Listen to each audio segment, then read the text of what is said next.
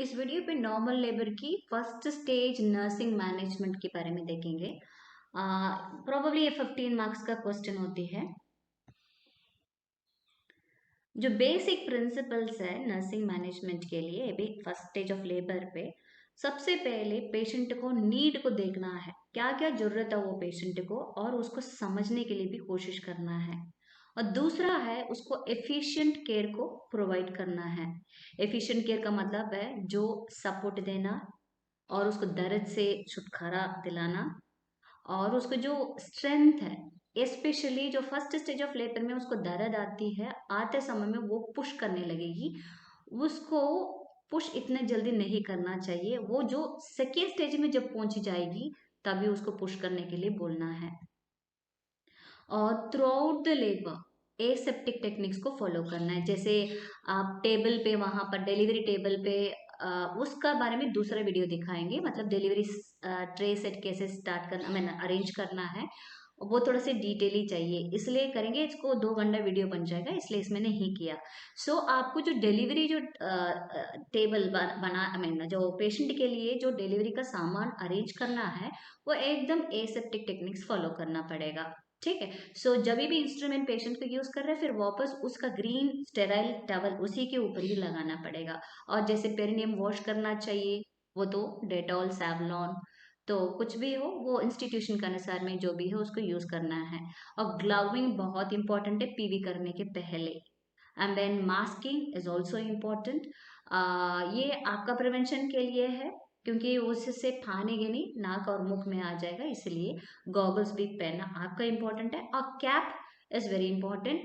And जो apron, जो मतलब स्टेरलाइज्ड वाला जो है, उसी को पहनना बहुत इंपॉर्टेंट है। It is almost important sterile area, clean perineum, clean hands, clean cord cutting, उसको जो इंस्ट्रूमेंट्स वगैरह ऑटो क्लेव करके सब कुछ स्टेरलाइज्ड है, ये सब कुछ फॉलो करना चाहिए एसेप्टिक टेक्निक में। अब बेबी रिसीव करने के समय में भी जो कपड़ा वगैरह जो है वो साफ सुथरा होना चाहिए, राइट। और जो क्लीन करते समय में it has baby has to be clean properly. और विजिलेंट ऑब्जर्वेशन चाहिए, मतलब जो कीन केयरफुल ऑब्जर्वेशन चाहिए, माँ का भी बच्चों को भी, क्योंकि कभी इमरजेंसी हो जाए तो उस समय में आपको क्या करना है। तो आपको पहले फिजियोलॉजी पहले देखना है, इसका पिछले वीडियो लगा है उसी को अच्छे से देख लो, और उसको कोपिंग कैसे इसका एडजस्ट कर सकते हैं उसके बारे में you have to be very careful. So recognition of the first stage of labour by the nursing personal. सबसे पहले द नर्स को क्या पता होना चाहिए, जो science of labour in the first stage, तो उसके बारे में पता होना चाहिए। अब्डोमिनल एग्जामिनेशन पे आप क्या चेक करेंगे, कंट्रैक्शन चेक करेंगे। पेशेंट को दर्द आता है, बोल रहे हैं दर्द आ रहा है सिस्टर, ऐसे करके वो मुंह बनाती है, उसी समय में भी पता चल जाता है। ठीक है। तो उस समय में थोड़े से कपड़ा हटाकर हाथ उसको अब्डोमेन के ऊपर रखकर आप देखेंगे, तो वो कंट्रैक्शंस कैसे आती है, रिदमिक आती है, मतलब रेगुलर आती है, मतलब 1 and 2 1 3 इस प्रकार बोलते हैं ना, उसको रिदम कहता है। यहाँ पर की क्या बात है, तो जैसे आप 3 3 मिनट में दर्द आएगा, नहीं तो 4 4 मिनट में आएगा, उसको बोलता है रेगुलर एंड रिदमिक कहता है। बट याद रखना, 1 घंटे के बाद, मतलब first stage of labour start हो गया, तो ट्रू लेबर स्टार्ट हो गया, 1 घंटा तक अभी दर्द आया, 1 घंटे के बाद दूसरा दर्द ऐसी नहीं आता है। प्रोबेबली वो 15 मिनट में अंदर में 2 3 दर्द आया होगा, फिर धीरे धीरे 10 मिनट में 3 बार आ जाती है, तो उसी को सेकेंड स्टेज में पहुंचता है।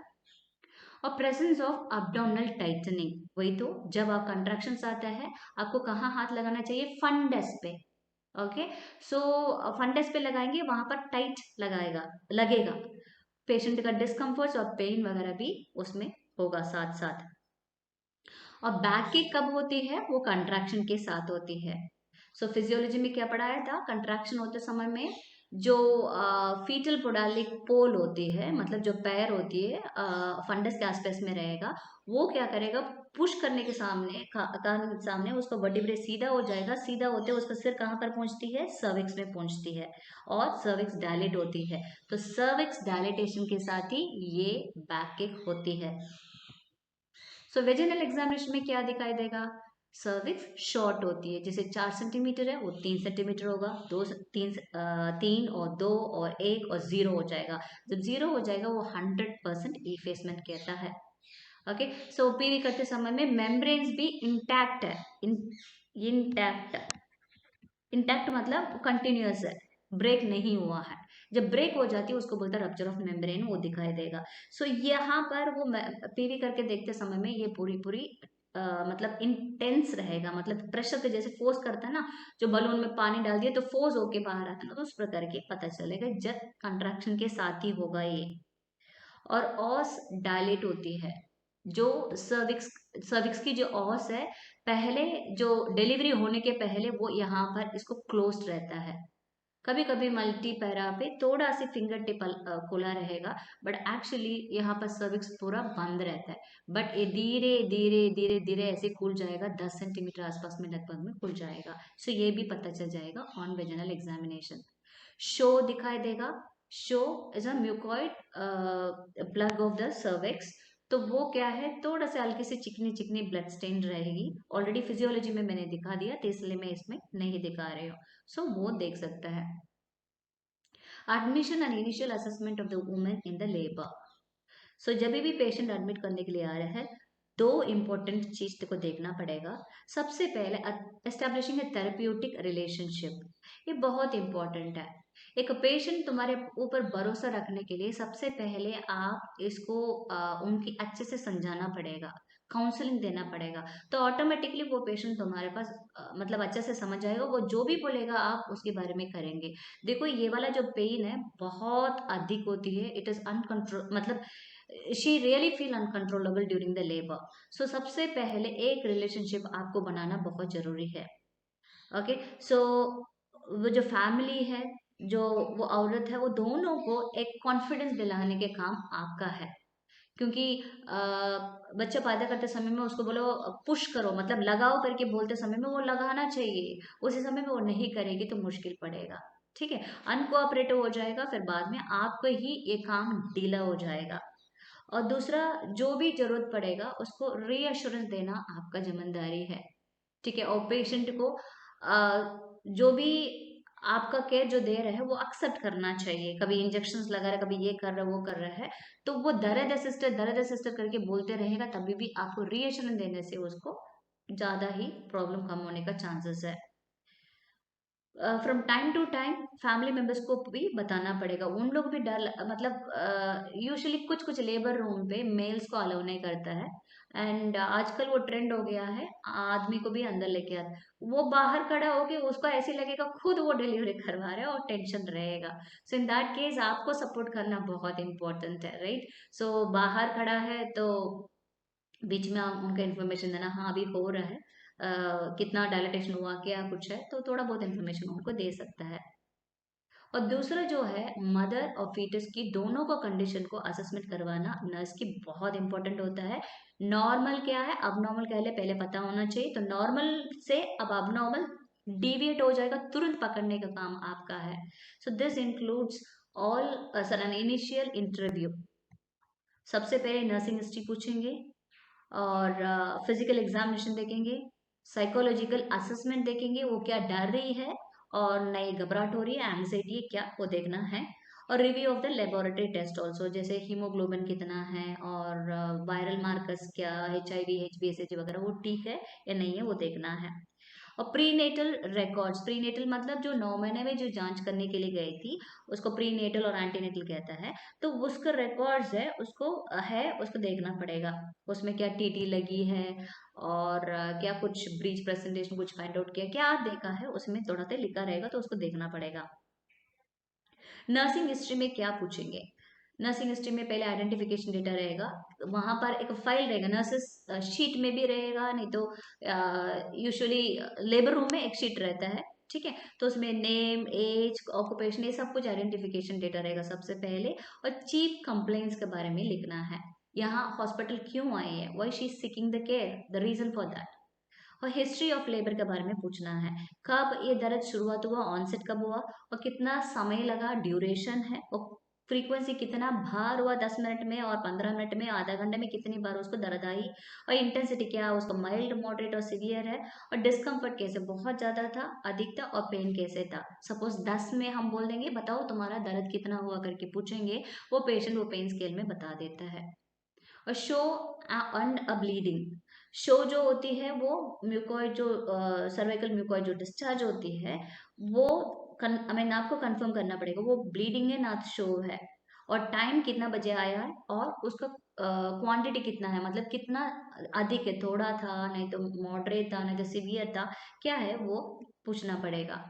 और एम्नियोटिक जो मेम्ब्रेन है वो झिल्ली फट गया ऐसे बोलता है ना, तो मेम्ब्रेन का मतलब वही है ना, तो रप्चर हुआ है नहीं तो इंटैक्ट, मतलब इंटैक्ट का मीनिंग क्या है, it is unruptured, okay, it is continuous, the membrane is continuous, there is no break in that. Gush, जैसे जैसे नल खुला फुश करके आता है ना, तो उस प्रकार की गश, फ्लूइड बाहर निकला नहीं तो एक एक बूंद करके निकला, ये कब हुआ, कितना बजे हुआ, टाइम ऑफ अक्यूरेंस कहते हैं उसको। So sleep rest and food के बारे में भी पूछना पड़ेगा, क्या उसको नींद और रेस्ट में कोई प्रॉब्लम हुआ नहीं हुआ, क्योंकि जब भी उसको लेबर पेन आती है उसको नींद नहीं आता है, probably, I don't not know about this, research कुछ बताता है वो पेशेंट जब वो समय में लेबर पेन पे, वो स्टार्टिंग में जब पेन आते तहीं सोती है, बट थोड़ा से ज्यादा दर्द आने लगेगा वो थकावट के कारण से, वो होते हुए भी मैंने देखा। और रेस्ट, आराम से सोती है नहीं ये है वो देखना पड़ेगा। वो जो खाना कितना बजे खाया है और फ्लूइड कितना बजे पिया है उसके बारे में पूछना बहुत इंपॉर्टेंट है। नॉर्मल वेजिनल डिलीवरी के लिए असिस्ट कर रहा है तो कोई प्रॉब्लम नहीं है, बट अचानक उसको इमरजेंसी आ गया, पेशेंट को ओटी शिफ्ट करने लगेगा, तो उस समय में उसको स्पाइनल एनेस्थीसिया देता है। स्पाइनल एनेस्थीसिया में क्या होता है, जो अब्डोमेन के ऊपर वो ओस में रहेगा, कॉन्शियस रहेगी पेशेंट, ठीक है, बट जो अब्डोमेन के नीचे में पूरी अनेस्थीसिया हो गया, तो in that case so stomach भी उसमें थोड़ा कॉन्शियस रहे, मतलब it is what is that, stomach का कंटेंट्स क्या होगा, एस्पिरेट हो जाएगा पेशेंट को। इसीलिए मिनिमम 6 घंटा स्पाइनल एनेस्थीसिया का पहले पेशेंट को नील पर ओरल रखना पड़ेगा। नील पर ओरल मतलब मुंह का थ्रू कुछ भी नहीं देना चाहिए, बट पेशेंट को नॉर्मल है, सब कुछ नॉर्मल चल रहा है तो पेशेंट को पानी वगैरह अच्छे से दिला सकता है। सो ऑब्स्टेट्रिकल हिस्ट्री क्या है, बच्चे के बारे में क्या है, मतलब पूरी जो बुक्ड है, मतलब एएनसी ओपीडी गई, वहां पर एक कार्ड मिली है उसको, उसको बुक्ड केस कहता है। अनबुक्ड केस मतलब अचानक अभी पहली बार आई है। और ग्राविडा है, कितना बार उसका प्रेगनेंसी हुआ है, इसमें अबॉर्शन भी इंक्लूड होगा, ठीक है। और पैरिटी कितना बार डिलीवरी हुआ, डिलीवरी किसको कहते हैं, जो 28 सप्ताह के बाद में जो हुआ है पीरियड ऑफ जेस्टेशन की, उसी को कहता है इट इज पैरिटी। अबॉर्शन कितनी हुई है, मतलब 28 सप्ताह के पहले जब बच्चे गिर जाती है उसी को अबॉर्शन है, तो ये क्या हुआ, GPAAL, वो देखना पड़ेगा। LMP लास्ट मेंस्ट्रुअल पीरियड कब हुआ है, और एक्सपेक्टेड डेट ऑफ कन्फाइनमेंट कब है, मतलब EDD कब है। सो हम लोग को 9 महीना 7 दिन की जो अरेंजमेंट कर, मतलब ऐड करके जो निकलते EDD, तो वो फॉलो करके भी, उसको पहले रहा होगा it is fine, so in case नहीं है तो उसके बारे में पूछ के उसको करना है। पास्ट ऑब्स्टेट्रिकल हिस्ट्री मीन्स इसके पहले बच्चे कैसे हुआ, उसका सही सलामत था, नहीं तो उसका मुंडन में कोई प्रॉब्लम था, मतलब अनसेफेली वगैरह कुछ हुआ, नहीं तो डेथ हुआ, क्या हुआ, अबॉर्शन, सब कुछ पूछना पड़ेगा। So any complication in the previous और प्रेजेंट प्रेगनेंसी, प्रीवियस प्रेगनेंसी में ब्लीडिंग अधिक में हुआ क्या, प्लासेंटा टाइम पे निकला क्या, ये सब कुछ उसमें आएगा, ये सब कुछ कॉम्प्लिकेशंस होती है सेकेंड लेबर की, ठीक है, तो वो सब कुछ देखना पड़ेगा। प्रेजेंट प्रेगनेंसी में क्या कुछ ब्लीडिंग हुआ स्टार्टिंग पे, बच्चों मूवमेंट वगैरह सही मिला, ये सब सवाल उसमें आएंगे। मेडिकल हिस्ट्री के बारे में पूछना है, कोई भी मेडिकल कंडीशन है, जैसे हार्ट का प्रॉब्लम है, हाइपरटेंशन है, डायबिटीज है, आस्थमा है, ट्यूबरक्लोसिस, राइट, और कोई स्ट्रोक, एसिली, इस प्रकार के कोई भी मेडिकल कंडीशंस है तो उसके बारे में पूछना। उसमें सर्जिकल भी आएगा, सपोज लाइक वहाँ पर रिप्रोडक्टिव सिस्टम में कोई ऑपरेशन हुआ नहीं, कुछ और ऑपरेशन हुआ, वो पूछना पड़ेगा। एलर्जीज, कोई खाना पीने के लिए और दवाई के बारे में कोई एलर्जी हुआ, किसी किसी को पेंसिलिन ड्रग्स भी एलर्जी हो जाता है, उसको पूछना पड़ेगा। साइकोलॉजिकल, साइकोसोशियल हिस्ट्री, जैसे प्री नेटल एजुकेशन उसको मिली नहीं मिली, मतलब प्री नेटल एजुकेशन में क्या है, सबसे पहले साइंस ऑफ लेबर के बारे में पढ़ा होगा, ठीक है, और EDD का डेट बताया होगा, और उसका एंटीनेटल एक्सरसाइज का बारे में पढ़ा, मतलब कुछ कुछ डेंजर साइंस भी पढ़ाया होगा, तो वो पूछना पड़ेगा क्या उसको मिली नहीं मिली, थोड़ा सा साइकोलॉजिकल सपोर्ट भी मिल जाती है, एट द सेम टाइम उसको नॉलेज है उसके बारे में, क्योंकि वो कोऑपरेट कर पाएगी नहीं कर पाएगी इसी के बारे में पता करने के लिए। रेस्पॉन्स टू द लेबर कैसे था, उसको पिछले वाला रेस्पॉन्स अभी का रेस्पॉन्स कैसे है उसको देखना है। सपोर्ट सिस्टम है, मतलब उनका माँ आई है, सास माँ आई है, कौन आया है, कौन उनका हेल्प करने के लिए यहाँ पर आया, वो उसके बारे में पूछना है। फिजिकल एग्जामिनेशन देखना है।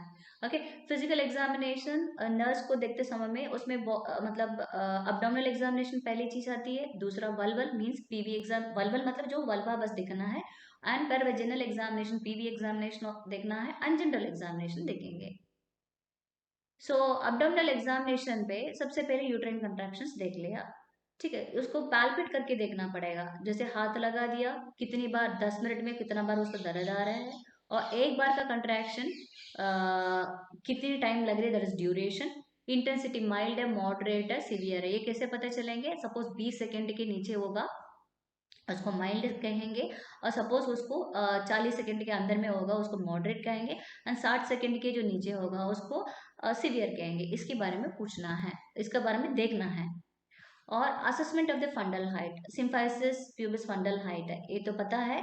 सो ये यूट्रस की जो फंडल हाइट यहाँ पर है, और सिम्फाइसिस प्यूबिस का ऊपर से इंच टेप में लगा के देख सकते हैं, बट अभी इंच टेप का उतना ये नहीं होगा, बट यहाँ अम्बलिकस के ऊपर से 24 ऐड हो गए, इसके बाद उंगलियां लगाकर यहाँ पर कंट्रोल एक चेक करना पड़ेगा। सो अब्डोमिनल इंस्पेक्शन देखना है, शेप साइज, कहीं से बच्चा अच्छे से मूवमेंट हो रहा है, दिख रहा है, ऑब्वियस फीटल मूवमेंट है, ठीक है, और सर्जरी का स्कार है, और स्ट्राया ग्रेविडेरियम स्ट्रेच मार्क्स है, ये सब कुछ उसमें दिखाई देगा। सो अब्डोमिनल पैल्पेशन में लियोपोल्ड मैनुअल चेक करना पड़ेगा। लियोपोल्ड मैनुअल में क्या क्या चेक किया जाता है? सो पोजिशन, बच्चा कौन सा पोजिशन है, सो नॉर्मल पोजिशन क्या है, इट इज LOA। प्रेजेंटेशन क्या है, प्रेजेंटेशन इसका सेफेलिक प्रेजेंटेशन होता है, नहीं तो वर्टेक्स भी बोले, ठीक है। एटीट्यूड क्या होती है, फ्लेक्स्ड होती है, मतलब जो हेड है बच्चे को पूरा पूरा ये चेस्ट में आके उसको ओके, चेस्ट में आके यहाँ पर वो चिन जाके वहां टच करेगा। डिग्री ऑफ एंगेजमेंट जो है ये पेल्विस के अंदर में कितना अंदर वो एंट्री मार रहा। Auscultation of the fetal heart before or during or after contraction for the rate and rhythm. So heart rate कहाँ दिखाई देगा, बच्चे को जो चेस्ट में पीछे तरह से दिखाई देगा, सामने तरह से यहाँ से थोड़ा गैप है ना, तो उसमें पता नहीं चलेगा, बच्चे को जो कंटिन्यूसली यहाँ पर देखेंगे तभी पता चलेगा, FHR चेक करना है। वल्वल एग्जामिनेशन में क्या चेक करेगा, सो उसको गैपिंग हो रहा है, okay, vaginal gapping, anal gapping, मतलब एनस का पूरा जो स्पिंक्टर है ना वो बंद रहता है, वो भी 2.5 सेंटीमीटर का आसपास में, पाउटिंग कहता है उसको, मतलब खुले, ओके। बल्जिंग पेरिनियम रहेगा, मतलब जो हेड आके वहां पर पहुंच गया, प्रेसेंटिंग पार्ट आके वहां पर पहुंच गया, तो वो जो आउटलेट है ना, मतलब जो वेजिना है ना, वो पूरा उसका खुलने का, और वेजिनल ऑरिफिस पूरा बल्ज होगी। सो ये सेकेंड स्टेज का साइन है। सो प्रेजेंस ऑफ ब्लीडिंग है देखना पड़ेगा, सपोज ब्लीडिंग है और ना तो amniotic फ्लूइड है, उसका कुछ है क्या देखना पड़ेगा। सो amniotic फ्लूइड है उसका कलर देखें, क्योंकि जो लाइट पीली रंग होती है वो नॉर्मल होता है, सीरम की कलर की जैसे, यूरिन की कलर की जैसे amniotic फ्लूइड होगी। उसको स्मेल भी देख सकते हैं, बट सपोज उसका ग्रीन कलर होगा, उसको मेकोनियम स्टेन्ड कहता है। सो मेकोनियम है ना, बहुत थिक रहता है, मोटा रहता है, और उसमें गला में जाके रह जाता है, और वापस वो बच्चे को सांस लेने का रास्ता को बंद करवा देता है, क्योंकि वो थोड़ा से विस्कस कहता है, विस्कस मतलब थोड़ा से थिक रहता है meconium. So oedema of लेबिया, so labia minora majora पड़ा है ना वल्वा, तो वहीं पर एडिमा है क्या देखना है, क्योंकि डिलीवरी होते समय में वो समय में फटने का चांसेस होता है। सो वेजिनल एग्जामिनेशन में क्या चेक करेंगे, सबसे पहले सर्वाइकल डायलिटेशन चेक करेंगे, उसका फर्मनेस चेक करेंगे, इफेसमेंट में चेक करेंगे। Okay, so dilatation mean this is cervix, and यहाँ पर इसको डायलिटेशन चेक करेंगे, कितना सेंटीमीटर है क्या है चेक करेंगे, और ई फेस मतलब यहाँ से ऊपर से कूद जाएगा, तो आपको ये सेंटीमीटर्स में कम बढ़ते जाएगा, यहाँ 0% आ जाएगा, राइट। और एमनियोटिक मेम्ब्रेन का स्टेटस देखना है, इंटैक्ट मतलब अनरप्चर्ड है, अनरप्चर्ड मतलब फटी नहीं है, ब्रेक नहीं है, और रप्चर्ड हुआ नहीं हुआ देखना है। और प्रेजेंटेशन देखना पड़ेगा, प्रेजेंटिंग पार्ट देखना पड़ेगा, जैसे जो फीटल हेड है उसको जो पीछे से ट्रायंगुलर का जो शेप में फॉन्टेनल मिलेगा, ये यहाँ पर ऑक्सोपुट है, राइट। सो यहाँ पर जो डायमंड शेप में रहेगा ये सिंसीपुट है ना, तो फ्रंटल बोन है, तो पीवी करते समय में कौन सा पोजीशन में है वो देख सकते हैं इसी के थ्रू। और इसी के थ्रू बच्चे को कहाँ पर किस जगह में ये ऑक्सीपुट वाला जो मिल रही है वो देखना पड़ेगा। ये लेफ्ट में मिल रहा है, राइट में मिल रहा है, सामने मिल रहा है, ना तो पीछे मिल रहा है, वो उसी का अनुसार में पोजीशन भी और प्रेजेंटिंग पार्ट भी पता चल जाएगा। Station of the presenting part, station का पिक्चर बाद में दिखा दे रहे, इसके स्पाइंस तक वहां पर जो फीटल हेड पहुंच गया है उसी का कितना स्कोर देंगे। सो एनी अबनॉर्मलिटीज चेक करना पड़ेगा। कहाँ, जो पीवी करते समय में कॉर्ड तो हाथ में तो नहीं आया। एक तो कॉर्ड प्रेजेंटेशन कहता है। कॉर्ड प्रेजेंटेशन का मतलब ये है पीवी करते समय में वहां पर कॉर्ड की पल्स पता चल जाती है।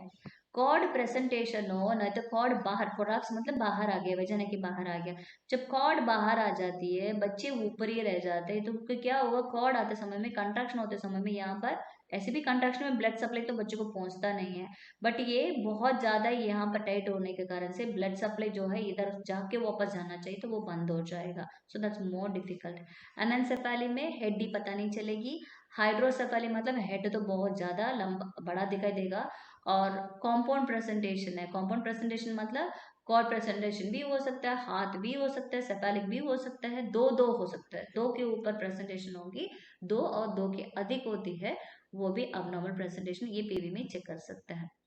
जनरल एग्जामिनेशन में क्या चेक करेगा, पेशेंट कैसे वेल बिल्ट है, उसका स्टेचर क्या है, क्योंकि वो एक इंप्रेशन देता है ना जो हेल्थ के बारे में, whether she is well built, good और मॉडरेट, पुअर, गरीब क्या है उस प्रकार के, मतलब गरीब नहीं दिखाई देगा बट बहुत पतली है इसका मतलब खाना पीना नहीं लिया होगा, न्यूट्रिशन के बारे में पता चल जाएगा, साइकोलॉजिकल कंडीशन के बारे में पता चल जाती है। टीपीआर लेना है, टेम्परेचर पल्स रेस्पिरेशन लेना है, तो कुछ भी एलिवेटेड है इमीडिएटली रिपोर्ट करना पड़ेगा, बिकॉज टेम्परेचर एलिवेट होगा तो फीवर के साथ डिलीवरी नहीं कंडक्ट कर सकता है। और पल्स बढ़ा रहेगा इसका मतलब कहीं माँ को ब्लीडिंग हो रही है। रेस्पिरेशन कभी कम कभी ज्यादा हो जाएगा, that has to be reported. So blood pressure if suppose ज्यादा भी हो कम भी हो रिपोर्ट करना पड़ेगा। ज्यादा मतलब 140/90 mm HG होगा तो वो तुरंत डॉक्टर को बताना पड़ेगा। इनकेस लेबर का समय, देखो लेबर के पहले जो बीपी बढ़ी रहती है, बट लेबर का समय में और भी बढ़ेगा बीपी, इन दैट केस उसको प्रॉब्लम होगी। तो इसीलिए उसको बीपी ज्यादा होने का ज्यादा हो जाएगा, उसका प्रॉब्लम होगी, इसलिए उसको मेडिसिन देना पड़ेगा। बीपी कम भी नहीं होना चाहिए, कभी कभी 90 सिस्टोलिक भी आ जाती है, तो उतना नहीं होना चाहिए। तो in that case is also it has to be noted. So head to toe examination ऐसे ऊपर से नीचे देख लेना। पहला तो आपको क्लास में पढ़ा दिया, जो आंख को थोड़ा नीचे करके देखेंगे तो नीचे को जो लालपन है कितना है वो देखना है। और रेस्पिरेटरी डिफिकल्टी, सांस लेने में तो प्रॉब्लम तो नहीं हो रही, क्योंकि उसको सांस लेने प्रॉब्लम है तो वो खुद की ऑक्सीजन नहीं मिलता माँ का, और बच्चों को कैसे पहुंचाएगा, तो वो देखना पड़ेगा। एडिमा है कहीं पैर में, कहीं कौन सा जगह में, हाथ में, कहीं पूरा शरीर में, आंख में, है ना, periorbital oedema, pedal oedema, और अनासार का मतलब पूरी शरीर में उसका पूरा एडिमा हो गया है, वो चेक करना है। और science of any infection, science of infection में क्या होगा, कहीं ना कहीं उसको फीवर आने लगेगा, पल्स रेट बढ़ने लगेगा। लेबोरेटरी टेस्ट के बारे में देखना है, कंप्लीट ब्लड काउंट पे, स्पेशली हीमोग्लोबिन के बारे में चेक करते हैं, क्योंकि हीमोग्लोबिन मिनिमम 10 ग्राम्स होना चाहिए सिजेरियन सेक्शन के लिए, तो that has to be checked out. In case नहीं है, जैसे पेशेंट एडमिट हो रहा है उसी समय में दो डोनर के लिए आपको अरेंज करवाने के लिए बोलना पड़ेगा। सो ब्लड ग्रुप और आरएच टाइप बहुत इंपॉर्टेंट है। सो ये पहले पता चल जाएगी, सपोज माँ की आरएच नेगेटिव है, सो इन दैट केस पेशेंट को जो अब्डोमेन में क्या करना है, उसको एक स्केच पेन में रेड कलर पेन मान लो, ठीक है, तो वो लगा दिया है और उस पे आरएच नेगेटिव लिख दिया। जैसे डिलीवरी हो गया तो पेशेंट को नेक्स्ट टाइम जब पोस्ट प्यूपेरी में असेसमेंट करते समय में वो दिखाई देगा, ठीक है, इसीलिए हम उसको लगा रहे हैं। और जैसे दिखाई देगा आप पूछना, क्या पूछेंगे, उसका एंटीडी लगी नहीं लगी, if she is going to be negative. Blood glucose level and VDRL check करना है, ग्लूकोज सही मात्रा में है या नहीं है। सपोज उसको ज्यादा ग्लूकोज हो जाएगा, फिर बाद में उसका एक्स्ट्रा कीटोसिडोसिस वगैरह प्रॉब्लम होने का चांसेस होता है। वीडीआरएल वगैरह इन्फेक्शन होती है, सिफिलिस बीमारी के लिए जो चेक किया जाता है, वेनेरियल डिजीज रिसर्च लेबोरेटरी, ये उसी के लिए इन्फेक्शन का मतलब एसेप्टिक, वो अलग ही वार्ड में उसको डिलीवरी करवाना पड़ेगा, अलग ही जगह पे। यूरिन एनालिसिस चेक करना, प्रोटीन है क्या, ये प्रोटीन का मतलब प्री एक्लाम्शिया को मानता है, प्री एक्लाम्शिया। और ग्लूकोज है, ये कंफर्म करना पड़ेगा वो जीडीएम है, नहीं तो वो डायबिटीज है। डायबिटीज पहले से रहता है, जेस्टेशनल डायबिटीज मेलिटस वो बीच में प्रेगनेंसी का समय में आता है। और जब ज्यादा ही ग्लूकोज हो जाता है उसको कीटोन्स का ज्यादा होने का चांसेस होती हैं। So preparation for delivery. So preparation में क्या क्या है? Physical and psychological preparation for the woman is more important, and preparation of the environment is important, मतलब डिलीवरी रूम रेडी करना है। सो फिजिकल प्रिपरेशन पे सबसे पहले ये है एनिमा देता है, evacuation of lower bowel, okay enema. So soap and water enema दिया जाता है, बट ये भी एक्चुअली डब्ल्यूएचओ ने कुछ रिसर्च बताया इसमें कोई फायदामंद नहीं है, ओके। बट एक्चुअली एनिमा क्यों देता है? इसलिए देता है क्योंकि वो जो रेक्टम पे जो स्टूल होता है ना, तो उसको निकाल दिया तो क्या होगा ना, तो सोचता है, see see for example this is going to be the uterus, okay, इसमें बेबी बाहर आ रहा है, राइट, ये वेजना है, और ये ब्लैडर है, और ये ब्लैडर भी खाली करना पड़ेगा क्योंकि ये रास्ता आराम से आ जाए, नहीं तो ये पूरी फूल गया तो ये अटक जाएगी, राइट। सेम थिंग पीछे से जो है ये रेक्टम है, यहाँ पर पूरी पूरी कॉन्स्टिपेशन स्टूल भरी है, तो ये रास्ता आने में प्रॉब्लम हो जाएगी, इसलिए इसको निकालने के लिए सोपन वाटर एनिमा देता है, ओके। सो ये जो प्रेसेंटिंग पार्ट है आराम से डिसेंड हो जाए, और ये डिलीवरी होते समय में जब यहाँ पर बच्चा आता है तभी भी पॉटी में निकल जाती है, तो उसी को स्टूल एक्सपेल ना करने के लिए और बच्चे के साथ ना कांटेक्ट करने के लिए एनिमा दे देता है। बट ये कॉन्ट्रा इंडिकेटेड भी है, और ये इम्पोर्टेंट क्वेश्चन भी है, कभी कभी इंटरव्यू में पूछा जाएगा एनिमा में किस किस को देना चाहिए, किस किस को नहीं देना चाहिए। सो यहाँ कॉन्ट्रा इंडिकेटेड का मतलब है अनएंगेज्ड वर्टेक्स, मतलब एंगेजमेंट हुआ नहीं, वो पेल्विस के अंदर में आया नहीं, तो क्या जरूरत है उसको एनिमा देने के लिए, राइट। सेकेंड, वेजिनल ब्लीडिंग हो रही है तो वो सीधा सीधा ऑपरेशन के लिए जाएगी, तो उसी समय में इसको कोई फायदा नहीं है। अब रप्चर प्लासेंटा, मतलब ऑलरेडी वहां पर प्लासेंटा अलग हो चुकी है और बच्चा अब जिंदा है ये भी नहीं पता, तो उस समय में कोई फायदा नहीं है। प्लासेंटा प्रीवियम में भी नहीं देता है, एडवांस लेबर में भी नहीं देता है, मतलब वो सेकेंड स्टेज में पहुंच गया उसी समय में एनिमा देने से कोई फायदा नहीं है। वल्वार एंड पेरिनियल प्रिपरेशन करने के लिए शेविंग और क्लिपिंग, मतलब शेविंग का मतलब पूरा शेविंग ब्लेड से ये करता है, क्लिपिंग का मतलब वो पूरा सिजर से काटती है वो पेरिनियल हेयर, तो ये कर सकता है। बट एक्चुअली सम इंस्टीट्यूशन में ये भी बंद किया क्योंकि डब्ल्यूएचओ ने बोला इसमें कोई फायदा नहीं है, ये कोई भी रेट्स ऑफ इन्फेक्शन को कम नहीं किया, इसलिए इसको परफॉर्म करना बेकार करके बोला, इसलिए करते नहीं है। और ये वल्वार एरिया को क्लीन करना है सोपन वाटर से, if it is going to be PHC और सीएचसी, अदरवाइज हॉस्पिटल में उसको सीधा सीधा दे clean it with Dettol solution और क्लोरेक्सिडिन। सबसे पहले पीवी करने के पहले पेशेंट को बहुत गंदा लग रहा है उसको बाथरूम जाके उसको सफाई करके आने के लिए बोलना है। सो जनरल केयर के लिए women it's needs bathing, sorry bathing, right, वो अच्छे से नहा के अच्छे से आएगी तो सही रहेगा, वो भी कंफर्टेबली रहेगा, दर्द के साथ थोड़ा एडजस्ट भी हो जाएगा उसका, ठीक है, वो साफ कपड़ा पहनने में सही रहेगा, ओके। और सपोज इन केस डिलीवरी अभी होने वाला है, इस प्रकार के नहा के आके वो लेटेगी साफ कपड़ा से, सो बच्चों को भी प्रॉब्लम नहीं होगी। और गंदा गंदा लेटे रहेगी, एक तो उसका मन भी एकदम खराब लगेगा और बच्चा के साथ इन्फेक्शन भी होने का चांसेस होगी। सो अम्बलिका से जो घुटने तक, ओके, पेशेंट को अच्छे से सफाई करने के लिए बोलना चाहिए, और इन दैट केस लिथोटमी पोजीशन में वहां टेबल पे लेटी है तो उसको हमको सफाई करना पड़ेगा, जो अच्छे से बाल को कंघी करने के लिए बोलना है, और उसको फिंगर नेल्स और टो नेल्स वगैरह तो ट्रिम करके रहने के लिए बोलना, और नेल पॉलिश वगैरह और लिपस्टिक वगैरह रिमूव करना पड़ेगा। एक्चुअली क्या है, ये नेल पॉलिश में नेल नेल पे हम लोग कैपिलरी रीफिल टाइम देखता है, वो 3 सेकेंड तक उसको, सपोज उंगली के ऊपर हम लोग उसको दबा दिया, ओके, अच्छे से दबा दिया, दबाने के बाद 3 सेकेंड के अंदर में उसको ब्लड सर्कुलेशन वापस आना चाहिए। सो इनके ज्यादा ब्लीडिंग हो रही है उस समय में हम लोग कैसे पहचानेंगे? तो इसी का कैपिलरी रीफिल का थ्रू मतलब उसके बारे में मतलब जांच करेंगे तो दिखाई देगा, इवन लिप्स में भी दिखाई देगा ब्लू कलर की, ओके। एंड इसलिए वो लोग यहाँ पर इसका लिखा है। एंड ओटी में भी वही है, पेशेंट यहाँ पर वेंटिलेटर में इसमें है तो नाखून में नेल पॉलिश रहेगा, प्रॉब्लम होगी, उसको रिमूव करने के लिए बोलना है। साइकोलॉजिकल प्रिपरेशन मोर इम्पोर्टेंट है, बिकॉज इमोशंस सचमुच में वो क्या बोलते हैं, उसको पसंद नहीं, कुछ भी नहीं, फिर वो लड़ते रहेगी, दर्द, ये दर्द, वो दर्द करके। बट उसको काउंसलिंग कर लिया, देखो तुमको दर्द आना ही है, तुमको उसको लंबी सांस लो, गहरा लो, तुम्हारी बच्चा भी सही सलामत रहेगा, तुम भी सही सलामत रहेगा। अननेसेसरली तुमको चिल्ला के हल्ला गुल्ला करके कोई फायदा नहीं है। तो आपको समझना पड़ेगा एक्चुअली प्रॉब्लम उसको बहुत है, क्योंकि दर्द तो होगा, बहुत तेज से होगा।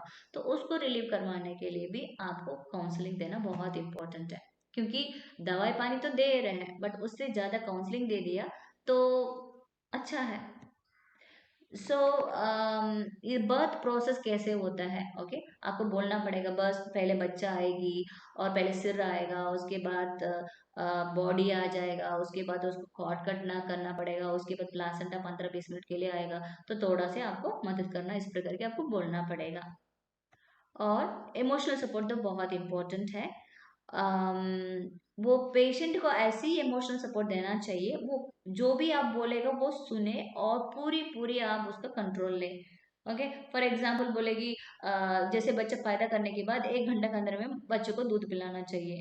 वो टायर्ड होने के कारण से वो दूध पिलाती नहीं है, जा सिस्टर टायर्ड हो गया, इस प्रकार की। बट बात ऐसी काउंसलिंग देना चाहिए, तो वो एक्सेप्ट करेगी, आपका बात सुनेगी, और वो पूरा काम करेगी।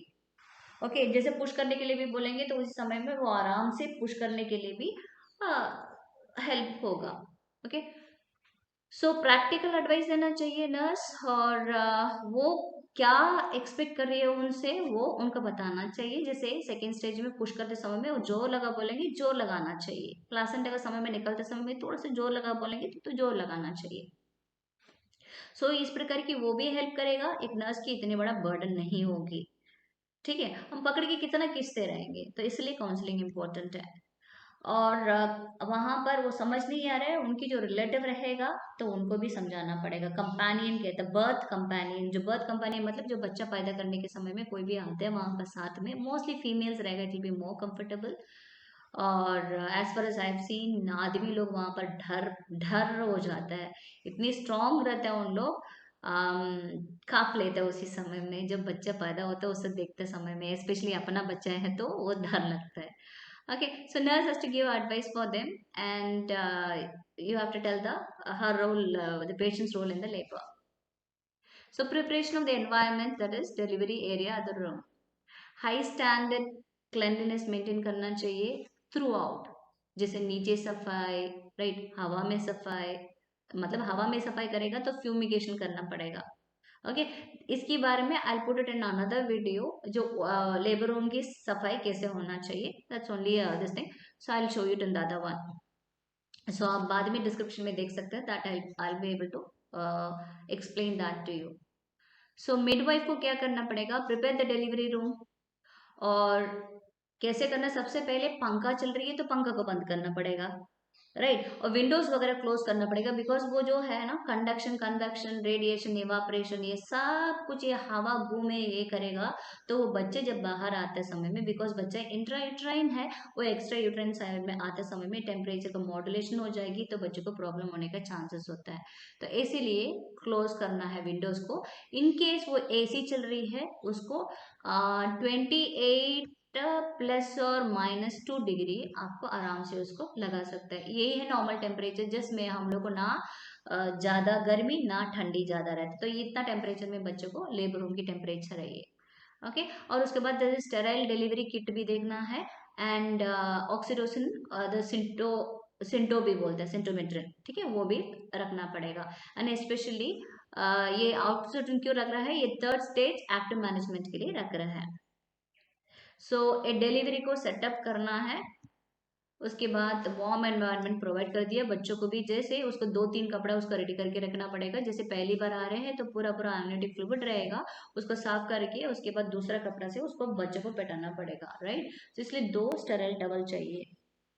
सो न्यूबॉर्न रेसिस्टेशन के लिए उसके पहले वार्मर को ऑन करके रख दिया, तो डिलीवरी होते होते 5-10 मिनट में वो गर्म हो जाएगा, तो बच्चों को लेके जाके वहीं पर लगा देंगे, और पूरा उसका जो भी बेसिक केयर, रूटीन केयर, उसको देख सकता है।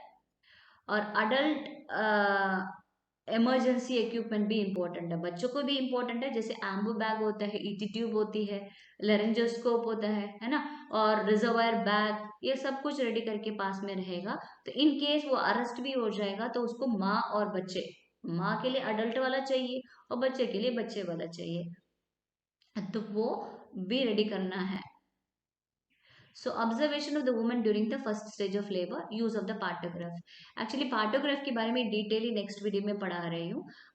इस बार जिस्ट जिस्ट उसके बारे में देख लेंगे। ओके, एक मिडवाइफ है, ये पार्टोग्राफ को जरूरी है देखने के लिए, और इस पार्टोग्राफ के कारण से एक सेफ्टी रहेगा, माँ और बच्चे सही सलामत है क्या है वो देखने के लिए, प्लस ये प्रोग्रेस ऑफ लेबर सही हुआ नहीं हुआ ये देखने के लिए। सो ऑब्जर्वेशन देखना है, मैंने ऑब्जर्व करना है माँ के पास। सबसे पहले लेबर के बारे में उसका क्या रिएक्शन है, साइकोलॉजिकली वो एक्सेप्टेड है नहीं एक्सेप्टेड है, सपोज नहीं एक्सेप्टेड है वो बाद में प्रॉब्लम क्रिएट करेगी डिलीवरी का समय में। वाइटल्स चेक कर, उसमें वाइटल्स भी लिखा रहेगा, पल्स रेट लिखा रहेगा, स्टेडी पल्स कंडीशन नॉर्मल होती है, मतलब ये है जैसे 70 to 90 पल्स इस प्रकार की स्टडीली चलते रहेगा, हो सकता है वो आगे पीछे में 1 2 3 इस प्रकार की आगे पीछे में होगा, but pulse rate usually contraction समय में बढ़ती है। ओके, जो पल्स रेट 100 के ऊपर होगा माँ का, तो उससे इन्फेक्शन होने का है, मतलब इट इंडिकेट्स, ओके, दर्शाता है वो इन्फेक्शन है। कीटोसिस है, कीटोसिस का मतलब है कार्बोहाइड्रेट का काम यहाँ खत्म हो गया है, मीन्स एनर्जी नहीं दे पा रहा है, तो सीधा सीधा वो फैट का मेटाबॉलिज्म हो रहा है, इसलिए कीटोसिस हो रहा है इसमें। और हेमरेज हुआ है क्या है, वो भी पल्स रेट 100 के ऊपर होंगे। ठीक है, record every 1 to 2 hours during the early labour and half an hour every 15 to 30 minutes with the labor progresses। Okay, so first stage of labour पे आप 2 2 घंटे में भी ये चेक करेंगे पल्स रेट में कोई प्रॉब्लम नहीं है, बट लेबर का समय में हर आधा घंटे में चेक करना इंपॉर्टेंट है। सो टेम्परेचर चेक करना है एवरी 4 hourly, और जो नॉर्मल रेंज का अंदर में होना चाहिए। सपोज पायरेक्सिया मतलब फीवर है, वो कीटोसिस और इन्फेक्शन को दर्शाता है। और ब्लड प्रेशर है एवरी 4 hourly चेक करना पड़ेगा, और सेम पर्सन करेगा तो पता चल जाएगा कौन सा वाला ये abnormal हो गया, मतलब बार बार अलग अलग आके करते हैं ना, थोड़ा सा कंफ्यूजन हो जाएगा। जब तक एक पेशेंट का असाइंड है उस पेशेंट तक उसको कंटिन्यूसली चेक करेंगे, बट ड्यूटी शिफ्ट चेंज हो रहा है, in that case that is okay, there is no other choice, right. So urine analysis पे यूरिन है उसको ग्लूकोज चेक करना पड़ेगा। ठीक है, उसको ग्लूकोज ज्यादा है तो आरबीएस भी चेक करना है साथ साथ, क्योंकि ज्यादा होगा तो उसको इंसुलिन स्टार्ट करना पड़ेगा लेबर का टाइम पे। और कीटोन्स हो रहा है, एसिडोसिस हो रहा है क्या देखना पड़ेगा। ठीक है, और इसी के कारण से उसको ज्यादा वो आईवी फ्लूइड्स वगैरह उसको डाइल्यूट करने के लिए देना है। और प्रोटीन्स बाहर आ रही है क्या देखना है, एल्बुमिन टेस्ट चेक करना है। फ्लूइड बैलेंस उसके पास एक इनटेक आउटपुट चार्ट होती है, उसको पूरा मेंटेन करना है, कितना आईवी फ्लूइड्स दिया, कितना ओरली लिया, कितना आउटपुट है, ब्लीडिंग भी आउटपुट उसमें आएगा, plus at the same time urine भी आएगा। सो प्रोग्रेस ऑफ लेबर के बारे में देखना है। ठीक है, जो फर्स्ट स्टेज ऑफ लेबर में माँ कैसे पहचान सकती है उसको प्रोग्रेस हो रही है नहीं हो रही है। सबसे पहले जेली दिखाई देगा, that is jelly pink colour, that show कहता है रेड और ब्राउन डिस्चार्ज दिखाई देंगे, और ये ब्लड स्टेन्ड म्यूकस है। कंट्रैक्शंस तो होंगे, वो भी रेगुलर और रिदमिक में होंगे, और उसको लंबा जो टाइम है ना, हो सकता है उसको इसमें पहले 40 से 60 सेकंड तक आ रहे होंगे जब डिलीवरी होने, मतलब सेकेंड स्टेज के पहली। ओके, उसके पहले हो सकता है वो 20 सेकेंड्स के अंदर में है ना, तो यहाँ 40 सेकेंड्स के अंदर में, बट जो सीवियर वाला होता है 40 से 60 सेकेंड है उसका लेंथ, उसका स्ट्रेंथ है वो mild moderate and resisting. Frequency कितनी बार है, 10 मिनट में उसको 1 बार आई, 2 बार आई, 3 बार आई, वो देखना पड़ेगा। एज टाइम्स गो ऑन ये सब कुछ ज्यादा इंक्रीज होती है, और उसको दर्द आने लगेगा due to the cervical dilatation. जब हाथ लगा के उनको बोलना देखना उसको दर्द कितना हाई टाइट हो रहा है, हार्ड हो रहा है करके बोलना है। और रप्चर ऑफ मेम्ब्रेन होगा तो उसको थोड़ा से पानी बाहर आ जाएगा, ये भी बोलना पड़ेगा, नहीं तो बूंद बूंद amniotic फ्लूइड बाहर निकलेगा, वो भी लीकिंग पीवी है, वो भी बोलना है उसको।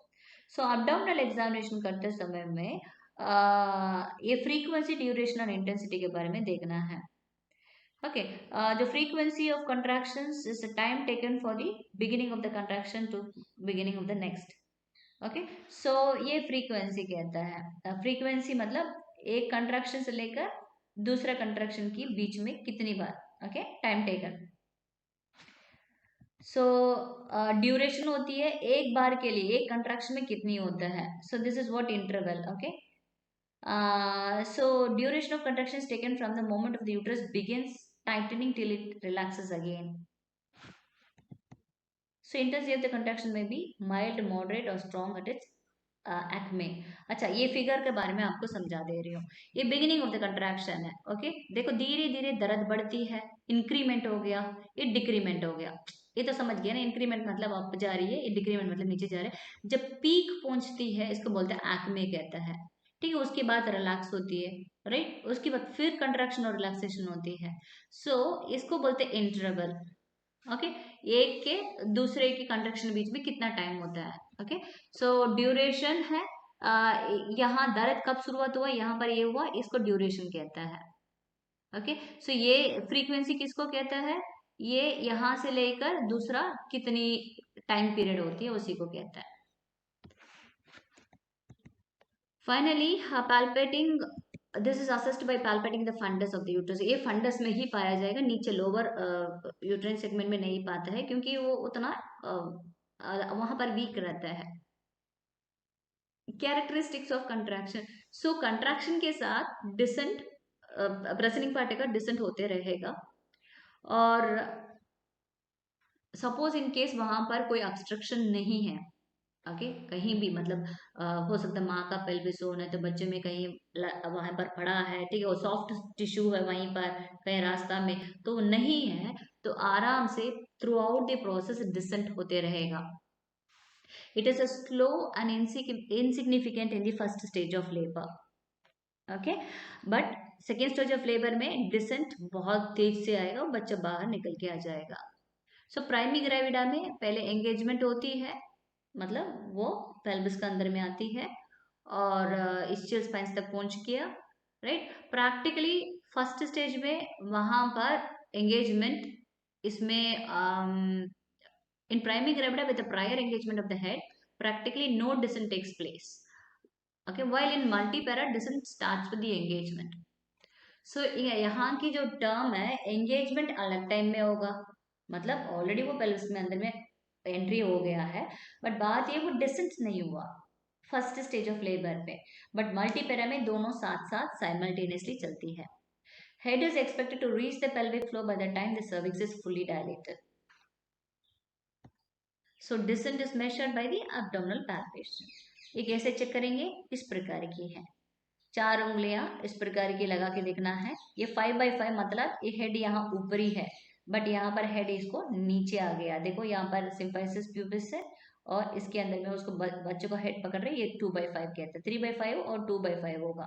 सो यहाँ पर हेड ऊपर आएगा, थोड़ा बच्चे को मोबिलिटी नहीं होगा क्योंकि इधर से इधर पकड़ के उसके हिलेंगे तो बच्चे क्या होगा, यहाँ पर हेड इज मोबाइल मतलब मूवेबल है, फ्री रहेगा, बट एंगेजमेंट नहीं हुआ है. बट यहाँ पर हेड एंगेज हो गए, हिल रहे मतलब हाथ हेड को पकड़ के थोड़ा बहुत हल्का फुल्का थोड़ा हिलेंगे तो वो पूरा एंगेज पता चल जाएगी. सो this is the way पॉलिक्स grip है. दिस इज दोनों एंगेजमेंट को चेक किया जाता है. So look at this one. ये इस प्रकार की उंगलियां लगाना पड़ेगा. ये ऊपरी ऊपर है तो 5x5 और नीचे इसको हेड पकड़ते पकड़ते 0/5 हो जाएगा तो उसका मतलब फुल्ली एंगेज्ड है. सो दिस इज पॉलिक्स ग्रिप है. इस प्रकार की भी चेक किया जाता है. ये दोनों हाथ यहाँ पर ऊपरी आ रहे हैं तो इसका मतलब हेड एंगेजमेंट नहीं है. बच्चे को सिर अंदर घुस गया तो दोनों हाथ यहाँ पर हेड को गोल करते करते यहाँ पर करेंगे तो नहीं होगा, इसको पेल्विक ग्रिप कहता है. So factors that facilitate descent are uterine contractions and retraction. So bearing down effects of the mother, ये भी एक कारण है. और straightening of the foetal ovoid. So यही बोला ना, जो बच्चे यहाँ पर है तो वो क्या होगा, दर्द होते होते ये क्या होगा, तो ये फीटल का पैर यहाँ पर रहता है ना, ये फीटल पोडालिक पोल कहता है. ये जैसे यहाँ पर फंडस में है तो ये इतनी धक्का देके ये जो वर्टिब्रे है वो सीधी हो जाती है. सो ये सीधा होने के कारण से जो सेफालिक नीचे आती है, यहाँ पर मेम्ब्रेन्स रहेगा, ये फट जाती है. सो वेजिनल एग्जामिनेशन अभी चेक करेंगे. इफेसमेंट और डायलेटेशन दोनों चेक करना पड़ेगा, डिसेंट चेक करना पड़ेगा, फ्लेक्शन चेक करना है, rotation of the foetal head, ये सब कुछ चेक करना है. Effacement and dilatation of cervix में इसे चेक करता है. इफेसमेंट क्या होता है, ये है taking up of the cervix before dilatation. Primary gravity में होती है, बट मल्टी ग्रेविटी में एफेसमेंट और डायलेटेशन दोनों होती है, साइमल्टेनियसली होती है। ओके, इफेसमेंट क्या होते हैं, जो इंटरनल ऑस है, राइट। ये जो सर्विक्स है, ये वाला जो ऊपर की जो पार्ट है, ये पूरा पूरा लोअर यूट्राइन सेगमेंट में मर्ज हो जाती है। तो degree of effacement is expressed in the percentage from 0% to 100%। सो वही है, सपोज ये 4 सेंटीमीटर का जो डायलेटेशन है, ये 3 सेंटीमीटर होगा, फिर कम हो जाएगा, 2 सेंटीमीटर होगा, फिर 1 सेंटीमीटर होगा, फिर 0 होगा। जब 0% है तब 100% इफेसमेंट होती है, ये 75% होगी, और ये 50% होगी, और ये 25% होगी। इसी को कहते हैं degree of effacement. So dilatation का मतलब है सर्विक्स डायलेट हो जाती है, स्टार्टिंग में वो क्लोज रहती है, फिर धीरे धीरे डायलेट होकर 10 सेंटीमीटर तक मैक्सिमम हो जाता है। ये लेटेंट का फेस में होती है, जैसे पिछले वीडियो में फेसेस ऑफ लेबर के बारे में देखे, तो उसमें जो लेटेंट फेज होती है वहीं पर ये होता है। सो लेटेंट फेज 0 to 3 सेंटीमीटर तक होती है। ग्रेजुअल उसका जो सर्विक्स को शॉर्ट होते जाएगा, और एक्टिव फेस में 3 सेंटीमीटर टू 10 सेंटीमीटर होगा। अच्छा, फुल डायलिटेशन होती है। Okay, decent. डिसेंट मतलब नीचे आना है। सो हेड क्या करेगा, धीरे धीरे वो प्रोग्रेसिवली नीचे आती है। तो लेवल और स्टेशन के बारे में पता करना पड़ेगा। ये लेवल और स्टेशन क्या होता है, जो हेड है वो इसके स्पाइंस के आसपास में रहेगा, इसके पीछे ये है। Okay, so this is not that clear. या दिस इज हाई हेड है, ये पेल्विक ब्रिम। ओके, ये पेल्विस है, ये जो इनलेट है, इनलेट के अंदर में घुस गया। ओके, और इसका और घुस गया है, ये हो सकता है। और भी ये घुस गया यहाँ पर, और हेड पूरी हो गए, ये एंटीरियर रोटेटिव पोजीशन पे है ये। ओके, सो यहाँ पर आप देख सकते हैं, look at this one, this is occiput, और ये सेम पोजीशन पे है, और यहाँ पे, और फिर ये रोटेट हो रहा है, रोटेट होके ये पीछे चले गया, यहाँ पर एंटीरियर फ्रंटल यहाँ पर आएगा। सो क्योंकि ये 1/8 सर्कल यहाँ रोटेट होना है। So this is what the station है। See look at this one, engagement हो चुकी है इसका। ओके, सो स्टेशन किसको कहते हैं, जो इस्चियल स्पाइंस होती है, इसी में बच्चे को जो हेड यहाँ पर आ गया उसको 0 स्टेशन कहता है, और उसके ऊपर ऊपर -1 -2 -3 -4 -5 होती है, ये +1 +2 +3 +4 +5 होती है। सो फ्लेक्शन जो होती है, उसका जो हेड है, बच्चे को जो चिन्ह है, जैसे ये है, और बच्चे को जो चिन्ह सीधा सीधा मेंटम यहाँ पर चेस्ट में उसको लगा रहेगा, क्लोजली, लूज नहीं रहेगा। सो वर्टेक्स पोजीशन पे फ्लेक्शन होती है, इंक्रीज फ्लेक्शन होती है। सो फ्लेक्शन पोजीशन के अनुसार में, सूचर्स के अनुसार में करता है। So hope you know that fontanelles में इस प्रकार की होगी, ये सूचर है, ये सजिटल सूचर है, ये लैम्डोडल सूचर है, यहाँ पर एक ट्राई, ये पोस्टीरियर फॉन्टेनल है, ये वाला जो सूचर, ये फॉन्टेनल फ्रंटल सूचर है, ये कोरोनल सूचर है। सो इस प्रकार पीवी करते समय में पता चल जाएगा, इसके दोनों में बीच में जुड़ा है, इसका मतलब वो सजिटल सूचर। सो इन दैट में पोजीशन भी पता चल जाती है। और कंप्लीट फ्लेक्शन में जो पोस्टीरियर फॉन्टेनल है, ऑलमोस्ट सेंट्रल में रहेगा। ओके, हेड अच्छे से, if head is deflexed both anterior and the posterior fontanelles are palpable, समझ गया ना। तो यहाँ पर जो पोस्टीरियर फॉन्टेनल ही एकदम सेंटर में रहेगा, सब नॉर्मल है। सपोज ये दोनों पता चलते हैं, इसका मतलब अब नॉर्मल है। ओके, रोटेशन होती है, रोटेशन का मतलब वही, यहाँ से वो उसका प्रीवियस व्यू में देखा ना, तो ये वाला जो है इस एल्वो ए पोजीशन में था, suppose this going to be the pelvis. Oh, very poor pelvis. Okay, so this going to be the pelvis. Okay, तो ये वाला जो पेल्विस यहाँ से उसको टर्न होगी 1/8 सर्कल में। Okay, next class I will try to teach about the mechanism of labour in the second stage, so let we have a look at this one first. So ये वाला जो rotation यहाँ से ये कितने दूर तक आया, ये यहाँ पर उसका सीधा हो जाएगा, जिसका मतलब क्राउनिंग होने का स्टेज हो गया, बच्चा बाहर आने का स्टेज हो गया बोलता है। और सूचर्स ऑफ फॉन्टेनल्स पैल्पेट करके देखना है। Observe for the foetal condition, foetus में कैसे चेक करेंगे, एफएच चार्ट चेक करेंगे, उसका पैटर्न चेक करेंगे, मेम्ब्रेन चेक करेंगे, लाइकर चेक करेंगे, पीएच चेक करेंगे।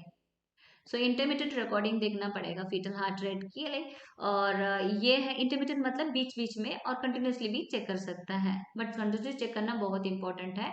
और ऑस्कल चेक कब करना पड़ेगा, फीटोस्कोप से, नहीं तो फीटल स्टेथोस्कोप से, इधर स्पिनाट स्टेथोस्कोप कहता है, आगे पिछले वीडियो में मैंने दिखाया, और डॉपलर अल्ट्रासाउंड से भी चेक कर सकता है। सो बेस्ट टाइम कब होती है, जैसे कंट्रैक्शन आया, आने के बाद वो भी बहुत ज्यादा हुआ ना, उसके बाद वो स्ट्रॉन्गेस्ट फेस में ही, और मतलब खत्म होने के बाद उसको चेक करना है। और दूसरा ये है, ये 1 मिनट का कंप्लीटली चेक करना पड़ेगा, और पेशेंट कौन सा पोजीशन है, लेफ्ट लेटरल पोजीशन में होना चाहिए। ओके, द नॉर्मल लिमिट जो होती है 120 से लेके 160 पर मिनट होती है, और 160 के ऊपर होगा टैकीकार्डिया कहता है, सपोज 120 के नीचे होगा तो ब्रैडीकार्डिया कहता है, और फीटल डिस्ट्रेस को दिखाई देगा ये। और कार्डियोटोकोग्राफी, ऑब्जर्वे मैंने, कार्डियोटोकोग्राफी, कार्डियो मतलब बच्चे को जो दिल धड़कन एफएचआर है, ओके, बच्चों को कार्डियो है, और टोको मतलब यूट्राइन कंट्रैक्शंस है, ये कंट्रैक्शंस, और ग्राफी मतलब इसका ग्राफ ईसीजी के जैसे है ना।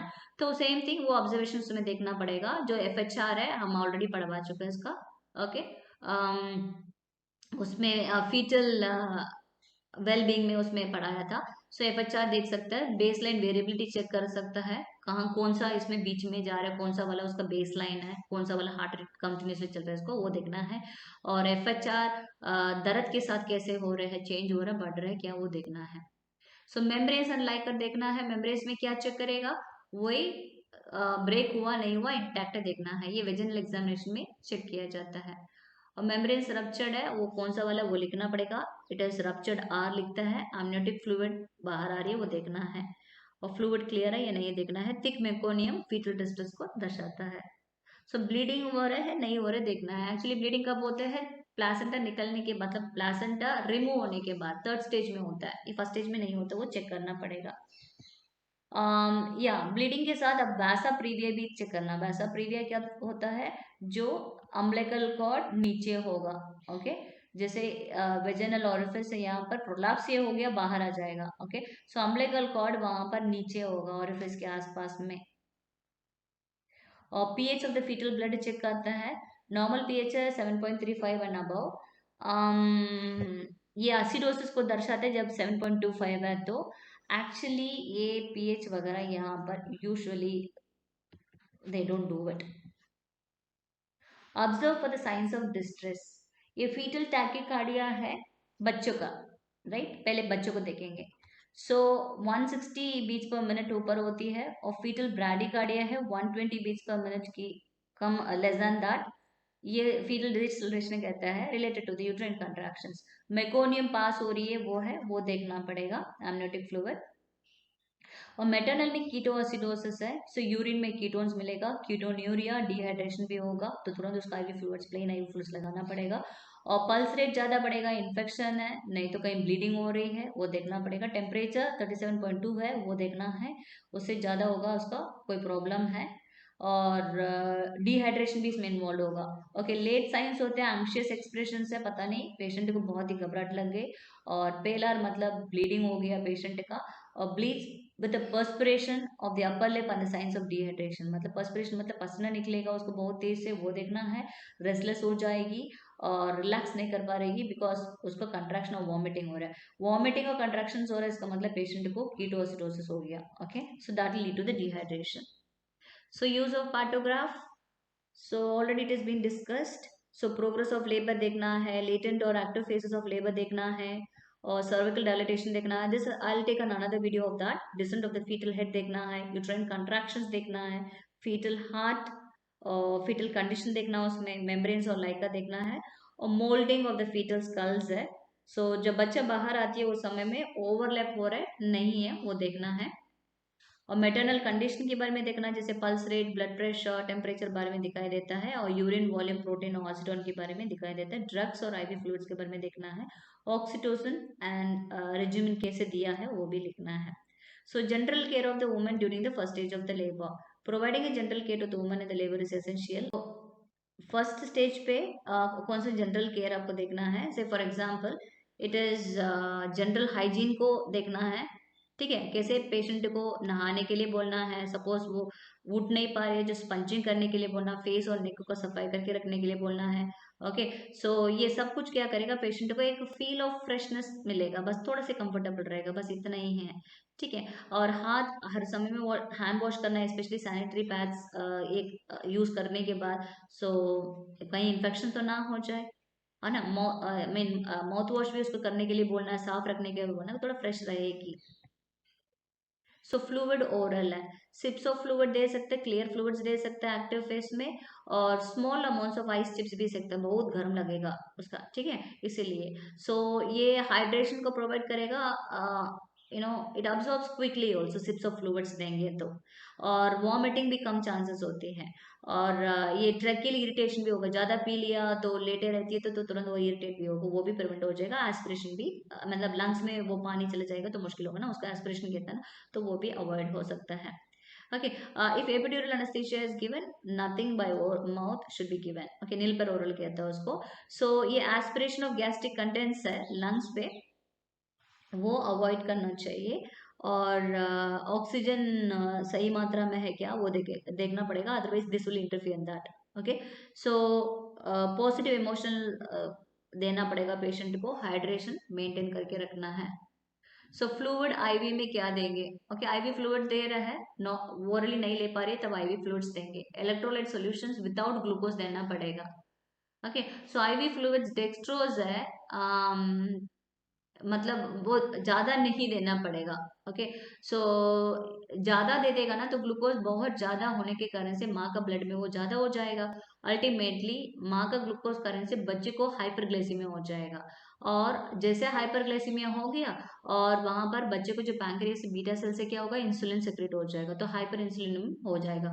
बच्चे जैसे पैदा हो जाएगा तो उसको क्या होगा, मेन कॉम्प्लिकेशन हाइपोग्लाइसीमिया हो जाएगा, इसलिए उसको ग्लूकोज वगैरह ज्यादा नहीं देता है। और उनका फैमिली को बताना पड़ेगा ऐसे क्या हाल है, तो इसको मुंह पे कुछ नहीं देना है करके। ठीक है, ये सब कुछ ग्लूकोज ज्यादा दे दिया तो फैटी एसिड मेटाबॉलिज्म होगा, अल्टीमेटली कीटोन्यूरिया होने का चांसेस होती है। सो न्यूट्रिशन है, सो इजी डाइजेस्टेबल फूड्स बारे में उसको देना है, and specially rich in high carbohydrates, directly glucose नहीं देगा ना, बट ये सब कुछ थोड़ा हेल्प करेगा एनर्जी देने के लिए। स्वीट ड्रिंक्स को अवॉइड करना है क्योंकि वो नॉसिएटेड लगेगा इसलिए। सो एलिमिनेशन वॉइडिंग, पेशेंट की जब भी उसको लग रहा है 2-2 घंटे में उसको पेशाब करके आने के लिए बोलना है, क्योंकि ब्लैडर सामने रहेगा, वो बच्चे बाहर आने का मुश्किल होगा। ठीक है, और कैथेटराइजेशन डालना पड़ेगा सपोज वो खाली नहीं हो रहे तो। सो डिस्टेंडल ब्लैडर क्या करेगा, वो रास्ता को बंद प्रिवेंट करेगा, मतलब जो डिसेंट होना चाहिए तो प्रेसेंटिंग पार्ट उसको बंद करेगा रास्ता को। एंड उसके ऊपर जो प्रेसेंटिंग पार्ट प्रेशर देगा उसको ब्लैडर के ऊपर इंजरी भी होने का चांसेस होता है।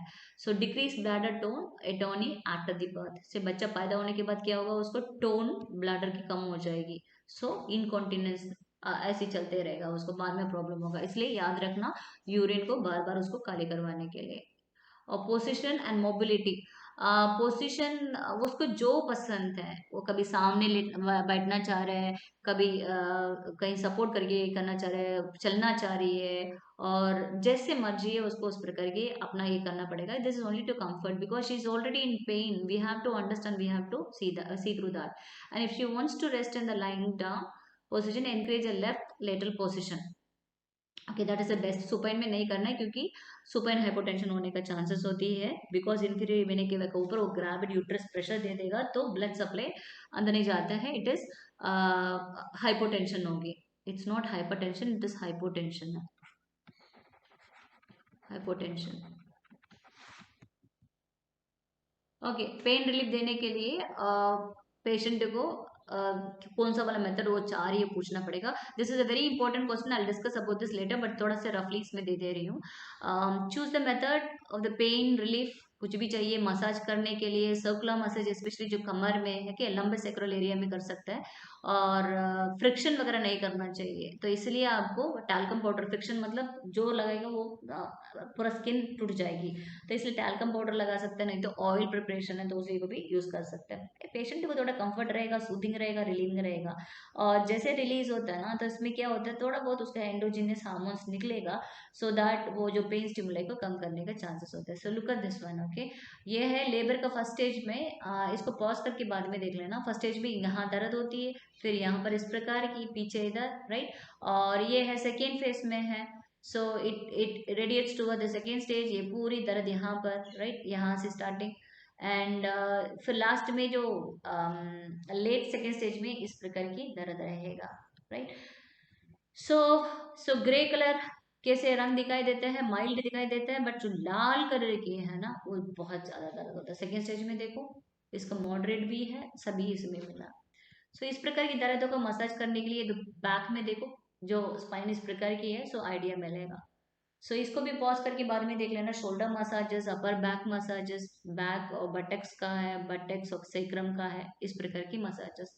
ये फ्रंट में सर्कुलर मसाजेस पेशेंट को बोलना है इस प्रकार के करने के लिए, and this is also will support the patient. So massage the abdomen with the light strokes using the both the hands and passing the fingers tips from the symphysis pubis along the fundus over the uterus and down either side of the abdomen. सो वो भी चलेगा। And sedatives, analgesics, narcotics, कुछ भी doctor ने लिखा है उसके बारे में भी देना है। सो नॉर्कोटिक्स का मतलब पेथेडिन, मॉर्फिन, मैक्टेजिनोल, जो भी वो दिया है तो उसको देना है।